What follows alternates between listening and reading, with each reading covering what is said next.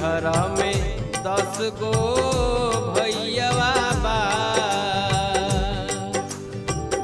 नैहरा में 10 गो भैयावा हो,